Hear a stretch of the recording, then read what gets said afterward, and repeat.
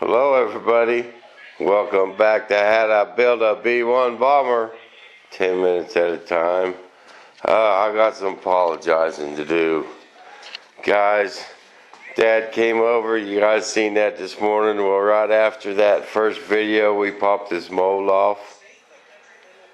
And so I had them two movies on that camera and I loaded one of them. Then I just came out to make this movie to show I got that mold cleaned up. I was going to show you some other stuff, and I deleted the one of us taking the mold apart. Doggone it, I've been sick about it, but I want to tell you guys something. That thing popped right off of there. You can still feel the wax on my mold release, but popped right off. I was really impressed. So we'll give the B-1B man the thumbs up on his system. He can rest at ease. Hey, you guys go check out his channel. He's building the cruise missile for the B-1 bomber, and he's doing it the how-to method. I watched a couple of his videos last night. It's pretty good. But here's my leading edge piece. Now you see, when we lay this up, I'll be able to make my leading edge up as one piece. You know what I mean? It won't have a seam down the middle of it. Like if we'd have brought that plumb out here and, you know, seamed it or made this mold one piece, that leading edge would have had the seam down the middle of it. And plus we wouldn't be able to get inside here. And I'm going to show you why we want to do that. Hope y'all enjoying the Super Bowl. It's just getting ready to start, and I'm fixing to go in the house and watch some football. Man, it's going to be a good one. But you see, we have that mold apart like that, okay? And we'll have our skin laid up on here. And when we have our main spar laid up, this will be all carbon fiber, okay? The wing will be carbon fiber, this will be carbon fiber. We can lay that in place right there. And see, it fit. I'll show you this over here. This will all fit tight, okay? See, that's kind of a jagged cut, so it looks off, but that'll be a tight fit. And our bearings will sit in there, remember. That's why this is just going to be a skin, these outer ones. And so when we have our carbon fiber ones laid up, okay, now our mold, we're going to put little slices in here for our flap hinge. And so we'll get that in there, and we can just slide our flap hinges in there and glue them in place. And then we come in here and put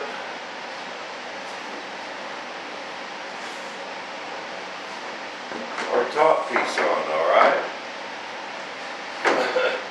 Now, with this gone, with that slab piece gone,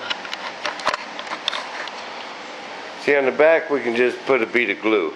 But remember, we're not even using this trailing edge. When that comes out of that mold, we're going to cut that off. Okay? But see, we can get inside there and glue them together with our tape. And we can put this main spar where we need it to go. And we'll be able to just see inside everywhere. So we get that main spar exactly where we want it to sit. Okay, and we glue our wing together. Then we come in here with our slat hinges, and we're going to have notches cut in them too, where we'll be able to just glue them in place. Then we take our leading edge, we'll put some glue on the end of the track, and we can stick our leading edge slat on there. And when it sets up, we can pull all this apart. Our leading edge will already be hinged and working, and it'll be a perfect match with the skins. You know what I mean? And it's gonna work, people. It's gonna look nice. Then when we get it out of the mold, we'll cut our flaps out, and we'll put the ones we're going to mold. We haven't did that yet. That's one of the few things I got left to mold. We will put our tracks in there. Well, they'll already be in there, and we'll be able to do the same thing with them flaps. They'll just clunk and just slip in place right on the track, and it's going to be awesome. And we got our linkage figured out. That's going to go in our spar. It's actually going to go inside the spar.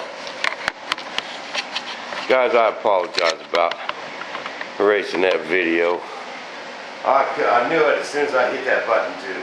I knew what I did. Oh no! Oh, I'm sorry. That's probably the biggest mistake I've ever made. I couldn't believe I did it. But they popped right off. I mean, just right off. You know? And I was impressed with the method. See, now when we put our flat hinges in there, our mechanism that's going to work them, we're going to use a screw jack, kind of like what I got for my wing, but smaller, okay? It's going to push a belt crank system, but it's going to be a good belt crank system. Aluminum arms, good ball links, and what it's going to do is it's going to extend our slats and our flaps at the same time. So I ain't going to have a ton of servos in this wing. You know, if I was to put a servo on each part I wanted to move, man, I'd have 10 servos in that wing, you know, and it just ain't worth it. And that's what Paul and Butch came up with the other day, and they got it all designed and sent me a copy of it, and I think it all looks awesome. But that's kind of our plan with this wing.